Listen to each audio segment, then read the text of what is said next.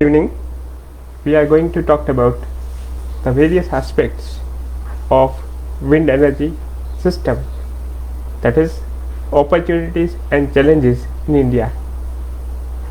So hope you all are fine. A good morning to one and all those who are staying outside India, and good evening for the Indian viewers. आज हम बात करने जा रहे हैं एक topic के ऊपर, that is wind energy opportunities and challenges in India.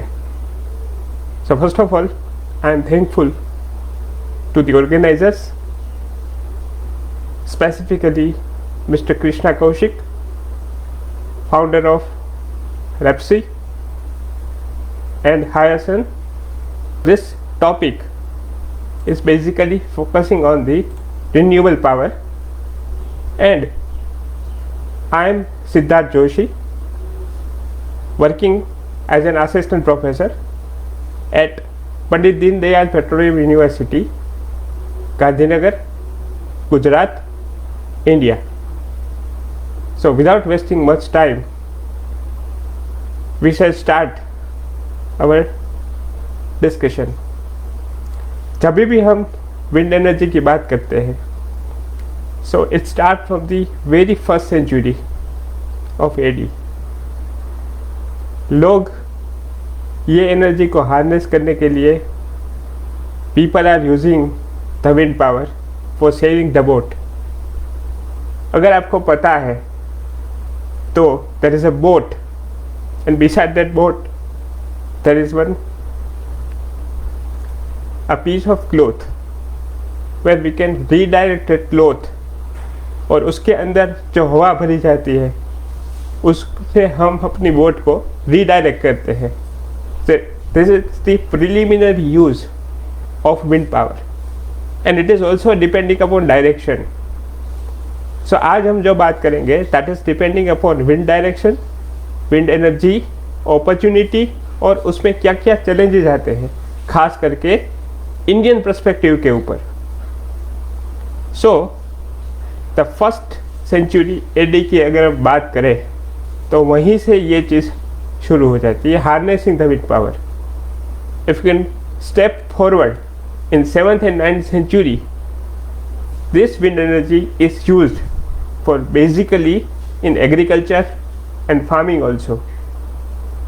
Basically wind energy का हमने उपयोग किया है काफ़ी सारी जगह, and you will find a lots of installations across globe in India as well. अगर हम ओवरऑल बात करें विंड एनर्जी के बारे में, तो जो 7th और 9th सेंचुरी में हम लोग विंड एनर्जी को हार्नेस करते थे for graining the grains particularly, and pumping the water from the earth crust. There is some typical example, वो आज भी मौजूद है हमारे बीच में. आप कोई भी एक खेत ले लो जिसमें हम मल्टी ब्लेडेड विंड टर्बाइन देखते हैं. It works on the basically a force of the wind, और जो भी विंड आती है उससे हम वो घुमाते हैं, और वो विंड टर्बाइन जिसे हम चक्की बोलते हैं काफ़ी बार, it is use to harness the clean power. यहीं पे ये बात ख़त्म नहीं होती. The technology is already progressed nowadays. अगर हम बात करें 18th सेंचुरी की, सो एट दैट टाइम 1891 में इस विंड टर्बाइन से इलेक्ट्रिसिटी प्रोडक्शन शुरू हुआ, और उसके बाद इतिहास गवाह है how this technology has been progressed. But इसके कुछ कंस्ट्रेंट भी है, इसकी कुछ अपॉर्चुनिटीज भी है, इसके कुछ चैलेंजेस भी है. तो one by one I will try to focus on first opportunities and then challenges. That's what India is facing. अगर हम हमारे प्राइमरी स्कूल में जाए तो हमारे पास एक खिलौना था.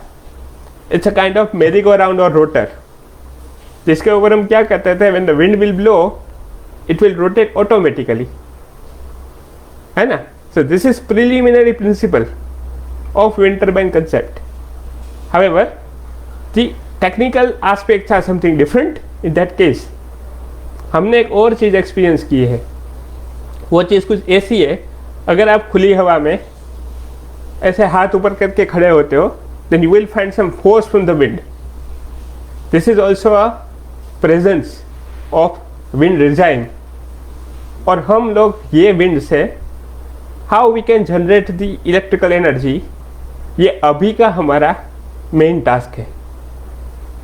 अगर हम बात करें अभी की, तो India ranks 4th on the list of countries in the world. So we are at the 4th position, but still we are having only 35 gigawatt of the wind power installations across the globe that is reported. लेकिन ऐसी काफ़ी सारी चीज़ें हैं जिससे हम wind power harness कर सकते हैं। सबसे पहली चीज़ अगर मैं बोलूँ तो अभी की ये जो टेक्नोलॉजी है वो नई नहीं है। अगर आप डच विंड मिल का एग्जांपल लो, जो आज सिर्फ हमें हिस्टोरिकल मोन्यूमेंट के तौर पे म्यूज़ियम में दिख रही है, उससे अलावा हम इससे इलेक्ट्रिसिटी प्रोड्यूस नहीं कर पाते, क्योंकि अभी हमारे पास इससे अच्छे एफिशिएंट और बहुत सारे मॉडल्स अवेलेबल है मार्केट में। अब अगर हम बात करें विंड पावर की, तो how we can harness the wind power. So basically एक टरबाइन रहता है, वो टरबाइन विंड से घूमता है और वो टरबाइन हम कनेक्ट करते हैं जनरेटर से, और वो जनरेटर से हम इलेक्ट्रिसिटी प्रोड्यूस करते हैं। तो ये दो टाइप की एनर्जी ट्रांसफ़र प्रोसेस हुई। पहली जो हमने बात की, that is for pumping the water from the ground and graining the grains, इसे हम बोलते हैं मैकेनिकल टू मैकेनिकल कन्वर्जन। जो भी मैकेनिकल एनर्जी हमें हार्नेस होती है in terms of kinetic energy, उसको हम मैकेनिकल एनर्जी के तौर पे ही कन्वर्ट करते हैं। दूसरा ज़रिया ये भी है, that is mechanical to electrical conversion. काफ़ी सारी इंडस्ट्रीज ऐसी है जो ये मैकेनिकल टू इलेक्ट्रिकल कन्वर्जन के ऊपर ही निर्भर है। सुजलॉन, एनारकॉन, गामेसा, इसमें से they are all leading market players across the globe, और काफ़ी सारी कंपनीज हैं जो रिपोर्टेड है। अब विंड क्यों, सबसे पहला क्वेश्चन ये आता है किसी के भी दिमाग में, why the wind is there. अगर आप कोई भी सोलर पावर प्लांट इंस्टॉल करोगे, क्योंकि solar power plant compare to wind in context of all other technical aspect for installation purpose, काफ़ी ऐसा माना जाता है कि वो चीप है, and we are basically works on economical basis also, जिससे हमारा घर चलता है। So without economy we can not do anything in this aspect. तो अगर हम 1 किलोवाट का सोलर पावर प्लांट लगाते हैं तो उससे हम एक घर को प्रज्वलित कर सकते हैं, लेकिन अगर हम 1 मेगावाट का विंड टर्बाइन लगाए तो इससे हम थाउजेंड्स ऑफ होम को प्रज्वलित कर सकते हैं। लेकिन इसका भी एक प्रॉब्लम है।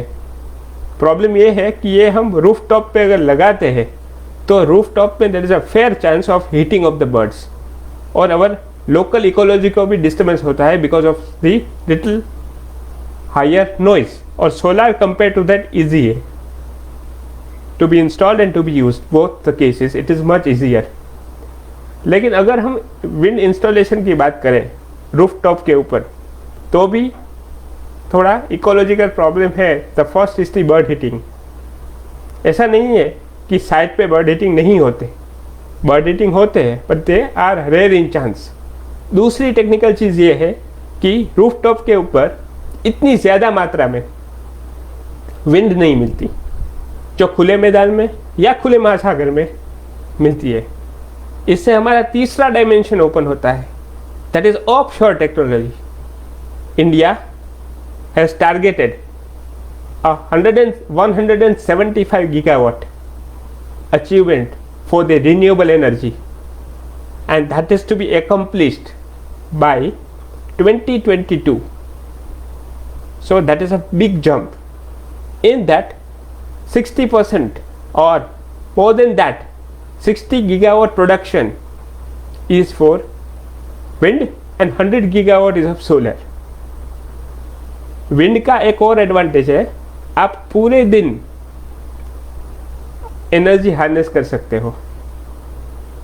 जैसे कि फोटोवोल्टिक की हम बात करें तो रात को सन नहीं रहता तो वो पैनल ऐसी पड़ी रहेगी, लेकिन रात को the wind is blowing and the quality of the wind is good, so you are going to harness a good amount of power from the wind energy. अगर हम थर्ड स्टेज की बात करें जो इलेक्ट्रिसिटी जनरेशन की बात है, तो उसमें अलग अलग जगह पे अलग अलग विंड मिल्स इंस्टॉल की गई है। अगर हम बात करें सबसे बड़े विंड टर्बाइन की, तो it is of 12 megawatt. It is offshore installations by Gamesa. इसके अलावा अगर हम एरिया की बात करें, then in the case of area 1 megawatt solar power plant का जो एरिया है उसके अंदर हम मिनिमम, हम सिर्फ रफ आइडिया लगाते हैं, 2 या 3 विंड मिल इंस्टॉल कर सकते हैं। लेकिन why the solar is more important in that area जहाँ पे ये प्लांट स्थित है, क्योंकि वहाँ पे they all are sheltered in the urban areas.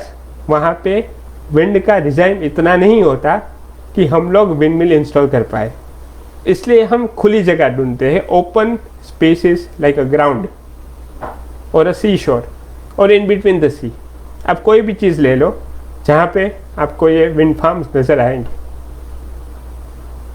अभी हम बात करते हैं 1 बाय 1 ये एनर्जी कैसे हार्नेस कर सकते हैं। तो अगर हम स्मॉल विंड टर्बाइन की बात करें, तो बेसिकली स्मॉल विंड टर्बाइन जो होता है वो यूजुअली अप टू 10 किलोवाट तक लिमिट होती है, और वो आप रूफटॉप के लिए इंस्टॉल कर सकते हो। सो बेसिकली आपका जो 10 किलोवाट तक का टर्बाइन है, 10 किलोवाट तक का टर्बाइन, उसकी 2 टेक्नोलॉजी अवेलेबल है मार्केट में। एक है योर रोटर और अ विंड टर्बाइन जो घूमता है ऐसे, that is the horizontal axis wind turbine, और दूसरा रोटर है वो ऐसे घूमता है, that is vertical axis wind turbine. अगर आपको सिंपल विंड टर्बाइन का कंसेप्ट समझना हो तो आप आपके घर पे जो फैन है उसका भी एग्जाम्पल ले सकते हो।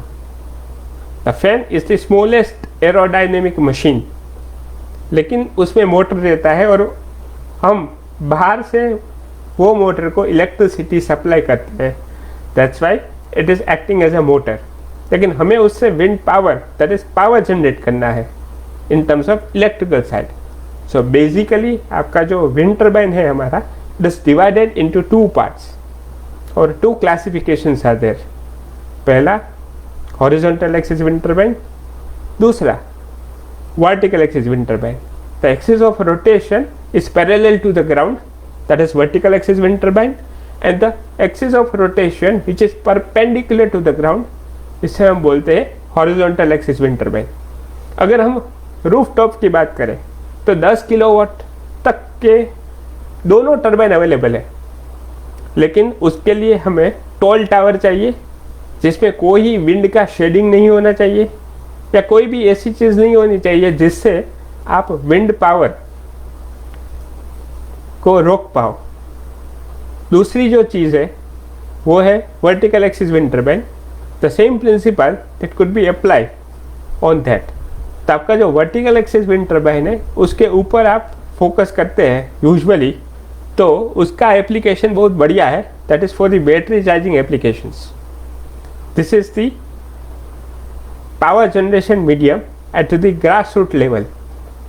ये चीज़ हम फ्रिक्वेंटली यूज़ करते हैं, पर्टिकुलरली फॉर टोल टावर। इससे हम काफ़ी सारी चीज़ें भी देख सकते हैं। से फॉर एग्जांपल हम इसको कोई भी अदर सोर्स के साथ हाइब्रिड भी कर सकते हैं। अभी इन्वर्टर की टेक्नोलॉजी वहाँ तक पहुँच गई है कि inverter will decide that whether the power that should be taken from the wind generator और फ्रॉम द ग्रिड इटसेल्फ। सो ये चीज़ है जो थोड़ी टेक्निकल चीज़ हमें ध्यान रखनी पड़ती है। अगर हम उससे आगे की बात करें तो आता है मीडियम स्केल टर्बाइन्स। ये भी इलेक्ट्रिसिटी जनरेशन के लिए ही जाना जाता है। I have started the discussion from latest technology, from mechanical to electrical first. अगर हम बात करते हैं सेकंड टेक्नोलॉजी की, दैट इज स्मॉल स्केल के बाद medium scale. So medium scale में अभी का जो डेवलपमेंट है उसमें गियर बॉक्स को हटा के they are going for direct drive system. Direct drive system means अगर आप कोई भी विंड टर्बाइन लेते हो तो उसमें पहले टरबाइन आता है, उसके बाद गियर बॉक्स आता है, उसके बाद जनरेटर आता है. That is a simple concept. If you are studying the same thing in the primary school days, lots of listeners have a common idea of the how the wind turbine could works essentially. So दूसरी चीज़ ये है, अगर हम medium scale की ही बात करें तो medium scale में अगर आपके पास कोई भी ऐसा जनरेटर हो जो medium scale means 10 kilowatt to 1 to 2 megawatt तक पावर प्रोड्यूस कर सकता है, तो हम चूज़ करते हैं डायरेक्ट ड्राइव सिस्टम, जो अभी की मॉडर्न टेक्नोलॉजी उसके ऊपर काम करती है. अगर आप 1 या 2 मेगावाट से ऊपर जाओगे then it could be high और large scale wind power plants, जो अभी आप देखते हो नियर बाय सी शोर और ओपन स्पेसेस और नियर हिली एरियाज. उससे आगे भी एक टेक्नोलॉजी है जिसे हम बोलते हैं ऑफ शोर. विंड टर्बाइन सी बेड के अंदर स्थित है और वहाँ पे भी आप विंड पावर हार्नेस कर सकते हो. वहाँ पे कोई रिस्ट्रिक्शन नहीं है in terms of hindrance of the wind, क्योंकि वहाँ पे कोई टॉल स्ट्रक्चर नहीं है. But there are certain challenges, technical challenges की अगर हम बात करें थोड़ी, तो वहाँ पे आपको पावर पहले शोर तक ले जाने की मेजर चैलेंज है जिसको एड्रेस करना है और एड्रेस हो भी रहा है. उसमें भी हम एक प्रोजेक्शन के तौर पे 2022 तक हमारा 35 गीगावाट इंडिया का प्रोडक्शन हो सकता है. That is the projection data. So अभी जो हमने एप्लीकेशन की बात की, it is from small wind turbine to medium scale wind turbines to high scale wind turbines. अब हम आते हैं दूसरे कन्वर्जन टेक्निक के ऊपर, that is mechanical to mechanical conversion. अगर हम मैकेनिकल टू मैकेनिकल की बात करें तो उसमें जनरेटर का कंसेप्ट नहीं रहेगा. जैसे ही विंड मिल घूमता है, we are using that mechanical power. आपने हैंड पंप यूज़ किया होगा, हम ऐसे हैंड हिला के पंपिंग करके वाटर बाहर निकालते हैं. अगर वो शाफ्ट हैंड की जगह विंड टर्बाइन के शाफ्ट को दे दिया जाए, then this work can be done easily without any muscle power of the human, और उसके हिसाब से हम लोग ईजीली मैकेनिकल पावर हार्नेस कर सकते हैं. अगर हम बात करें मैकेनिकल पावर की, जो हार्नेस हो रहा है आज भी आपने देखा होगा. अगर आप कोई पुरानी फिल्म देखते हो और कोई भी कैमरा फ्लैशबैक में जाता है तो यही विंड मिल हमें दिखती है. नेवरदलेस आप डे टू डे लाइफ में प्रैक्टिकली भी ये विंड मिल अभी देख रहे हो. इसे हम बोलते हैं मल्टी ब्लेडेड विंड मिल. उसकी स्पीड कम रहती है लेकिन टॉर्क ज़्यादा रहता है. तो that is the mechanical to mechanical conversion.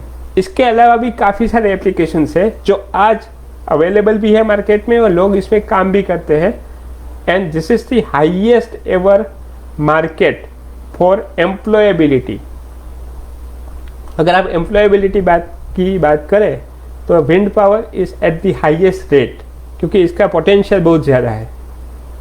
अगर इसकी आगे की बात करें तो जो वर्टिकल एक्सिस विंड टर्बाइन की बात की, उसकी काफ़ी सारी और एप्लीकेशंस है. Talking about the vertical axis wind turbine, we can charge the batteries. हम लोग जो बैकअप में बैटरी यूज़ करते हैं, अगर आपके घर पे इन्वर्टर होगा तो आपको पता होगा what is the need of the battery in inverter. So inverter act as a backup. तो लाइकवाइज आप वर्टिकल एक्सिस विंड टर्बाइन या हॉरिजॉन्टल एक्सिस विंड टर्बाइन जो स्मॉल स्केल का है उसके साथ बैटरी को इंटरफेस कर सकते हो. अब बात करें वर्टिकल एक्सिस विंड टर्बाइन की, तो काफ़ी सारे ऐसे प्रोजेक्ट्स ऑनगोइंग है जिसमें आप वर्टिकल एक्सिस विंड टर्बाइन को कन्वर्टर के साथ जोड़ के, कन्वर्टर एक जरिया है वोल्टेज मैच करने का बैटरी के साथ, उसको वो वोल्टेज को स्टेप डाउन करके आप बैटरी चार्ज कर सकते हो इजीली. ऐसा ज़रूरी नहीं है कि आप हॉरिजॉन्टल एक्सिस से चार्ज नहीं कर सकते, लेकिन बैटरी का kilowatt hour rating compare to large power plant कम होने की वजह से आपको छोटा विंड टर्बाइन भी उसमें काम आ सकता है. और ये चीज़ आपको मिलेगी एक और फॉर्मेट में. वो फॉर्मेट कुछ ऐसा है कि आप लोग कोई भी अगर विंड मार्केट प्लेयर हो, वो वो ये स्मॉलेस्ट विंड टर्बाइन को और स्मॉल स्केल विंड टर्बाइन को हाइब्रिडाइज भी कर सकता है। अगर हम हाइब्रिडाइजेशन की बात करें, ये लेटेस्ट ट्रेंड है जिसमें आपको काफ़ी सारे आर्टिकल्स ऑनलाइन मिलेंगे। Hybridization is basically a concept of hybridizing one more source और वन अदर सोर्स। एक और सोर्स इसको विंड के साथ हमें जोड़ना है। It can be a solar photovoltaic, it can be a battery, it can be a both, or it can be a diesel generator, that is a conventional one. अगर हम बात करें डीजल जनरेटर की, और एक और कंसेप्ट है distributed generation. Means ये सारी चीज़ें जो स्मॉल स्केल में हम लगा रहे हैं, पर्टिकुलरली विंड टर्बाइन और hybrid system, this all the systems are installed far away from the generator, thermal power plant, और कोई भी पावर प्लांट जिससे आप इलेक्ट्रिसिटी कंज्यूम कर रहे हो। सो ये कंसेप्ट को बोला जाता है डिस्ट्रीब्यूटेड जनरेशन, क्योंकि ये सोर्सेज आपके डिस्ट्रीब्यूशन एंड के ऊपर लगे हुए हैं। तो एक डीजी का मीनिंग है डीजल जनरेटर, दूसरे डीजी का मीनिंग है डिस्ट्रीब्यूटेड जनरेशन। ये दोनों को मिला के आप यूज कर सकते हो diesel generator as a distributed source. जब भी हमारे घर पे इन्वर्टर नहीं थे, अगर आप अभी you are in the age between 30 to 40, if you can go back in your primary school days, तभी हमारे वहाँ पे श्रीराम होंडा पर्टिकुलरली ये कंपनी थी, उसके जनरेटर आते थे और हम ऐसा खींच के उसे स्टार्ट करते थे। This are the typical diesel generators. तो ये भी आप विंड के साथ क्लब कर सकते हो इंटरप्शन को कम करने के लिए या इंटरप्शन को मिटाने के लिए। पावर इंटरप्शन की बात हो रही है, सॉरी फॉर दिस। सो जब भी पावर इंटरप्शन होता है तब डीजल जनरेटर या बैटरी वो बैकअप की ओर से काम करते हैं। अब जाहिर सी बात है, अगर बैटरी है तो बैटरी को चार्ज भी करनी पड़ेगी। So when your load is more, means आपका पावर प्रोडक्शन ज़्यादा है लेकिन पावर कंजप्शन कम है, तब यही सोर्स के मदद से आपकी बैटरी चार्ज होगी। अगर ये सोर्स इतनी मात्रा में एनर्जी उत्पन्न नहीं करते कि आपकी बैटरी चार्ज नहीं हो, तो आप डायरेक्ट ग्रिड पावर से भी बैटरी चार्ज कर सकते हो। It is a simple concept of the charging of the battery, से फॉर एग्जांपल मोबाइल फ़ोन। तो ये सारी चीज़ है, वो हाइब्रिडाइजेशन की बात हुई। अब हाइब्रिडाइजेशन करते कैसे हैं? हाइब्रिडाइजेशन करने के लिए हमें, as I am focusing on wind energy, so wind energy मेरा प्राइमरी सोर्स होगा। इस डिस्कशन में काफ़ी सारी ऐसी सिस्टम है जिसमें सोलर को भी प्राइमरी सोर्स माना जाता है, लेकिन due to availability of the sunshine hours, hybrid system में विंड बाजी मार लेता है। तो जब भी हम विंड की बात करें, सो एट दैट टाइम वो दोनों सिस्टम का मैग्नीट्यूड किलोवाट पीक पावर में ऑलमोस्ट सिमिलर रहे, ऐसा हमें ध्यान रखना पड़ेगा। अगर दूसरी टेक्निकल चीज़ बात करें तो उसकी वोल्टेज और फ्रीक्वेंसी भी हमें सेम रखनी पड़ेगी, दोनों की। सो उसकी वजह से आपका इन्वर्टर जो होगा वो कांस्टेंट वोल्टेज और कांस्टेंट फ्रीक्वेंसी का पावर जनरेट कर पाएगा। प्रैक्टिकली ऐसी काफ़ी सारी सिस्टम लगी हुई है अक्रॉस द वर्ल्ड, और इतनी एफिशिएंट भी है क्योंकि अगर एक सोर्स काम नहीं करता तो दूसरा सोर्स काम करना शुरू कर सकता है। और बेसिकली रात को हवा ठंडी चलती है, so it's a low pressure belt and the wind will transfer from low to high pressure. तो आपको अच्छी हवा मिलती है रात को, तो आप उससे कुछ अच्छी विंड एनर्जी से आप आपका विंड टर्बाइन चला सकते हो। अब ये सारी चीज़ें जो डिस्कशन किया उसका बेनिफिट क्या है ग्लोबली। सो ग्लोबली बेनिफिट ये है कि अगर हम कोई बोलता है कि रिन्यूएबल एनर्जी सोर्स, तो ये क्या है, और नॉन रिन्यूएबल एनर्जी सोर्स और कन्वेंशनल सोर्स, तो वो क्या है। ज़्यादातर विद इन 10 to 15 ईयर्स ये विंड और सोलर भी एक तरह के कन्वेंशनल सोर्स ही हो जाएंगे, क्योंकि ग्रिड में और इंडियन ग्रिड में पर्टिकुलरली इसका पेनिट्रेशन बढ़ रहा है। और जो हाइब्रिड सिस्टम के अभी बात की, that is one of the opportunities in India, जहाँ पे ग्रिड कनेक्शन या पावर का जो हम कनेक्शन देते हैं आउटर वर्ल्ड को, वो पॉसिबल नहीं है, या ऐसे लोकेशंस है, रिमोट लोकेशंस, जहाँ पे आप पावर नहीं पहुँचा सकते, तो वहाँ पे हम लोग ये सारी चीज़ इंस्टॉल कर सकते हैं। एक दूसरा जरिया भी है जिससे हम ये पावर प्लांट की एफिशिएंसी बढ़ा सकते हैं, that is the battery energy storage system. उसके साथ आप डीजल जनरेटर भी कनेक्ट कर सकते हो, और उसके अलावा काफ़ी सारी ऐसी चीज़ है जो सोर्स के तौर पे काम कर सकती है, जैसे कि फ्यूल सेल। इसके बेनिफिट्स क्या है पर्टिकुलरली ग्लोबली? तो सबसे पहला बेनिफिट ये है, अगर आप इससे पावर प्रोड्यूस करो रिन्यूएबल टेक्नोलॉजी से, तो आपका CO2 एमिशंस कम होगा, जो कि बहुत सारी डॉक्यूमेंट्रीज ऐसी अवेलेबल है on other internet sources and YouTube, जिससे आप देख सकते हो कि कब आपका जो CO2 लेवल है वो इतना बढ़ जाएगा कि सांस लेने में भी दिक्कत होगी। दूसरी चीज़ है जो जिसे रिन्यूएबल बोलते हैं। Basically all the sources available in the earth is are different varieties. तो जितने भी सोर्स है दैट ऑल आर रिन्यूएबल, सारे सोर्स रिन्यूएबल। अगर आप कोल भी ले लो तो भी वो रिन्यूएबल ही है।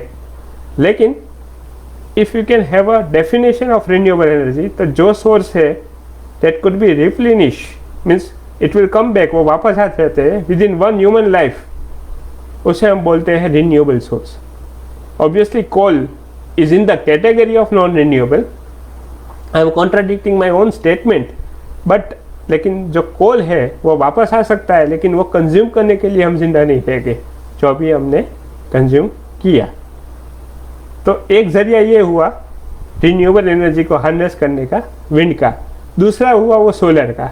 आपको काफ़ी सारी इंडस्ट्रीज़, अभी अभी जिसने मुझे इनवाइट किया है उसकी खुद की एक NGO है और स्मॉल स्केल इंडस्ट्री भी है। They are train the people towards solar energy, क्योंकि हम सभी को ऐसे रिमोट लोकेशन पे ले जाके काम करवाना या करना पॉसिबल नहीं होता। They are the different test of the job and their own personal and professional interest, so you can train the people। तो उसके लिए सोलर भी अच्छा है, but ultimately the wind is the indirect form of the solar energy। और अगर हम solar energy की बात करें तो उसमें तो आपको काफ़ी सारी चीज़ें, काफ़ी सारे ऑप्शन मिलेंगे। उसमें चैलेंजेस भी ज़्यादा है, क्योंकि सोलर पावर प्लांट अगर लार्ज स्केल में बनाना है तो सबसे पहले लैंड, वो लैंड का कॉस्टिंग ही इतना ज़्यादा आता है। हाउएवर, अगर ये चीज़ you might be a question in your mind कि ये विंड फार्म में आता है, then we are having a option of right of way। हम लोग इंस्टॉल करते हैं विंड टर्बाइन किसी के खेत में, then the company which are going to install that turbine in the farm, they will give the money to the farmer or the owner of the land itself। तो उससे काफ़ी सारी चीज़ें जो है वो बच जाती है। मूविंग फर्दर, लेकिन ये सारा पावर कलेक्ट करने के लिए the preliminary requirement is the substation, जो आपको बनानी पड़ेगी, और उसके साथ आपका जो भी पावर है वो आपको हार्नेस करना पड़ेगा।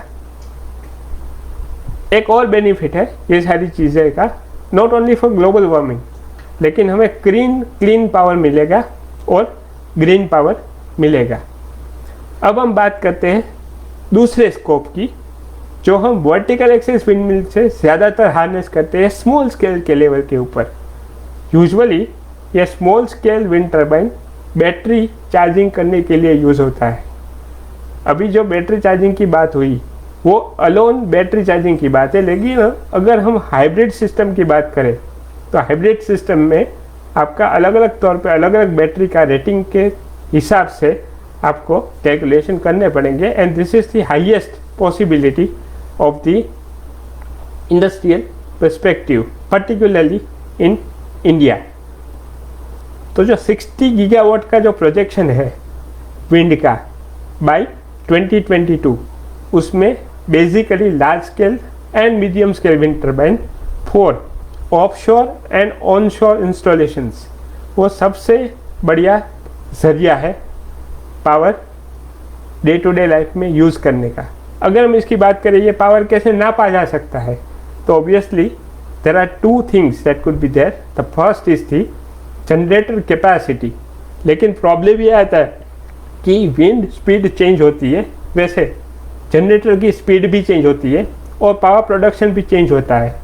इसलिए हमें ये नापने के लिए ये पर्टिकुलर विंड टर्बाइन कितने किलोवाट आवर प्रोड्यूस करता है पर डे, पर वीक, पर मंथ और per year, and it can empower how much energy और हाउ मेनी होम्स, कितने घरों को वो प्रज्वलित कर सकता है विंड टर्बाइन से.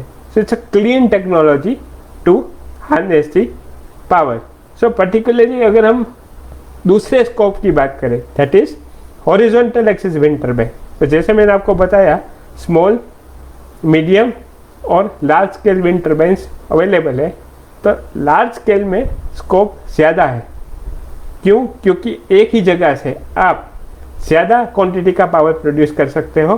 बट उसका चैलेंज और कंस्ट्रेंट ये है कि ये सारी चीज़ें इंस्टॉल्ड है way ahead from the urban area. So they are installed at the remote location. अब हम बात करते हैं कौन कौन से प्रॉब्लम्स आते हैं हॉरिजॉन्टल एक्सिस विंड टर्बाइन में और वर्टिकल एक्सिस विंड टर्बाइन में. तो पहला प्रॉब्लम जो है, जो before joining the academics I was with the one of the industry which are dealing with the wind. So I am trying to share my practical experience with you in very short manner. Usually जो जितने भी wind turbines है, horizontal axis wind turbine जो grid के साथ connected है, वो remotely located है. मीन्स अगर कहीं फॉल्ट हुआ तो आपको वहाँ तक पहुँचने के लिए टाइम लगेगा, क्योंकि वो आपकी खुद की साइड से बहुत दूर है. But we can manage them by having different facilities in the company, and somebody will go there and check the connections. दूसरी चैलेंज जो आती है वो फ्रीक्वेंसी की आती है. मीन्स कभी फॉल्ट हुआ तो जितने भी जनरेटर मीन्स विंड टर्बाइन कोई भी फॉल्ट से अफेक्टेड है वो सारे ट्रिप हो जाएंगे, उसको रिस्टार्ट करना पड़ेगा. हालांकि ये चीज़ थर्मल पावर प्लांट में भी होती थी, लेकिन thermal power plant is centrally located and it is the central power. And we are in the era of decentralized power generation currently.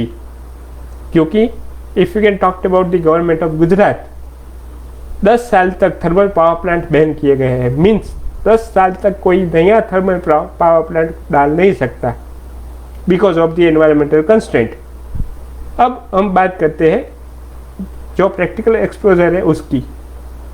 अगर कुछ फॉल्ट हुआ तो जब तक वो फॉल्ट आप इरेक्ट नहीं कर सकते तब तक इतने टर्बाइंस आपके चालू नहीं रहेंगे. मीन्स आपको इतना पावर प्रोडक्शन नहीं मिलेगा in that time. But with the help of this new technologies आप there is minimum possibility of the fault.